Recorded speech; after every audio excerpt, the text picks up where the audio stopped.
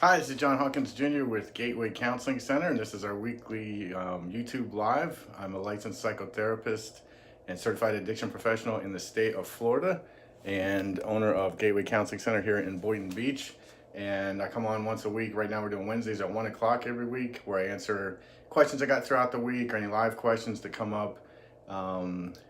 Just anything you want to know about therapy or mental health or relationships, trauma, how to achieve your goals, your biggest dreams, anything like that I can help you with, just to kind of put it out as a resource for you. So this week's question is around what's the difference between practicing non-attachment, which would be kind of a mindfulness skill, and just suppressing things.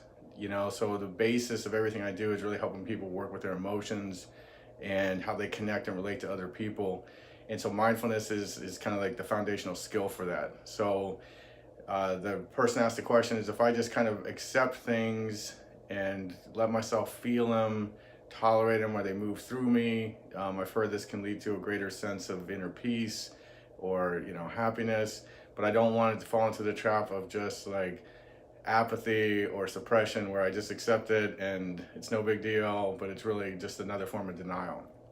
So I think part of it, I would say you answered in the question, is that if I just acknowledge something and allow myself to experience it, let's say something like fear. We might have a real dilemma working with somebody on their fear, and I say, okay, maybe if we could just take a minute here and just sit with your fear. Let's not figure it out. Let's not try to resolve it, overcome it, but just let the fear be there. Where do you feel the fear in your body?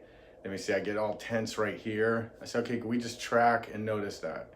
Just allow the fear to be there. Typically what will happen is after a minute, it'll really subside in intensity.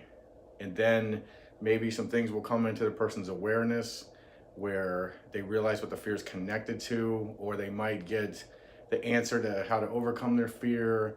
It'll really kind of come to you. It's this kind of effort to go figure it all out and go make it all happen and fix it that really gets people jammed up, which just kind of increases anxiety more and more and more.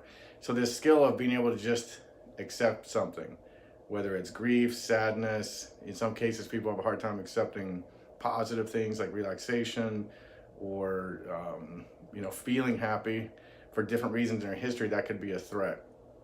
The other flip side of it, to the second half of the question, really is, okay, a suppression would be really like I'm moving away from that. I don't want to acknowledge that. It's not non-attachment, it's just blocking it. Like I want to ignore it, avoid it, shift focus to something else.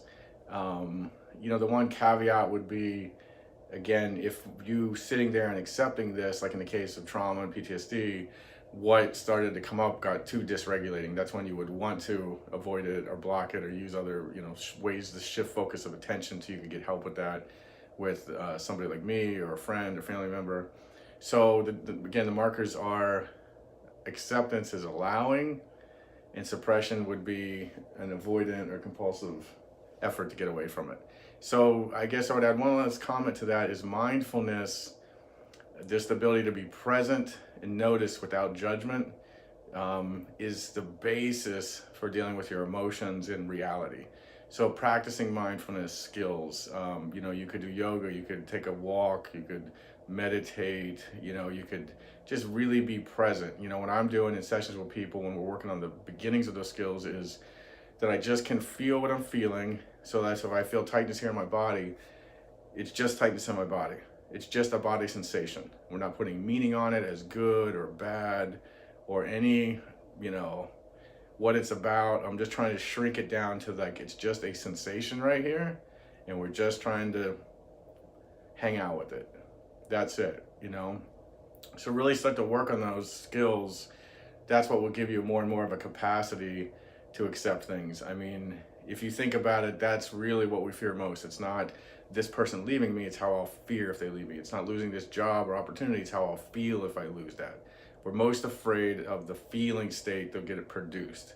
And on the flip side, we chase the other feeling state, what this job or this person will give me, or what this career or what this possession or whatever it may be.